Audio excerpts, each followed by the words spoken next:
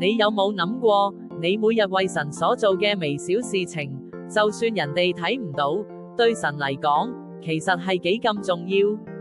喺出埃及記第38章，聖經話這一切物件都是比撒列所作的。呢句簡單嘅話，藏住一個關於神愛嘅寶貴真理。比撒列同佢嘅團隊，用心打造會幕中嘅每一個細節，無論係金器、布料定係木工，都係一絲不苟。神唔單止睇到宏大嘅工程，更重視每一個微小嘅奉獻。我哋嘅生命就好似比撒列嘅手，每一個動作，每一次付出，無論幾細微，只要係出於對神嘅愛，都係聖潔同尊貴嘅。